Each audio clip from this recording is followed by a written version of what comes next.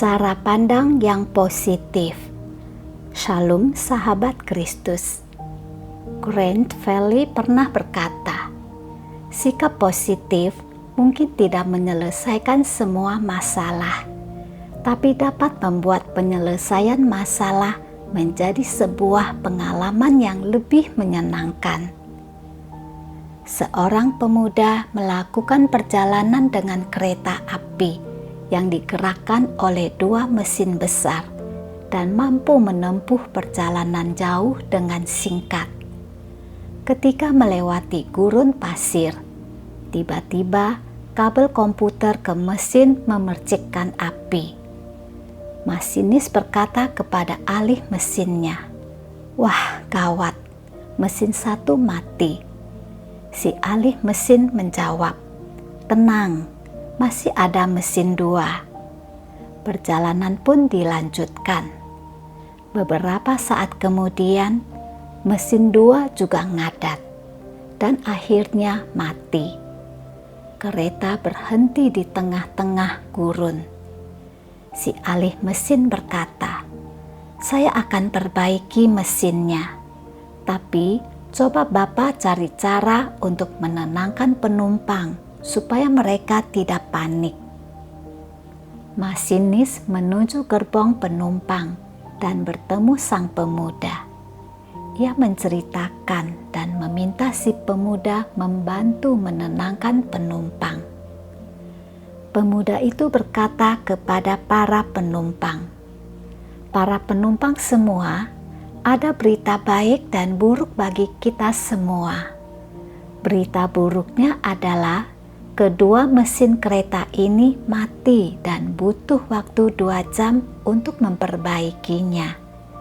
Dan berita baiknya adalah kita semua melakukan perjalanan dengan kereta api, bukan pesawat terbang." Itulah kehidupan.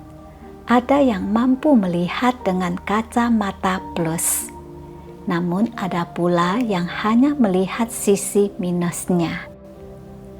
Percaya atau tidak, cara pandang itulah yang menentukan kita sukses atau gagal.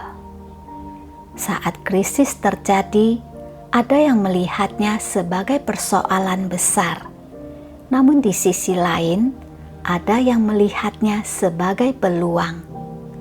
Bagi yang melihat krisis sebagai kesempatan bagus, itulah yang biasanya menjadi orang yang menang dan berhasil. Mari belajar untuk melihat segala sesuatu dari sisi yang positif, karena seburuk apapun suatu peristiwa, kalau itu diizinkan Tuhan terjadi dalam kehidupan kita, maka pasti ada hal yang baik di balik itu semua. Sekalipun musuh mereka-rekakan yang jahat terhadap kita, tetapi Tuhan selalu mengubahnya menjadi kebaikan bagi kita semua. Kejadian pasal 50 ayat 20.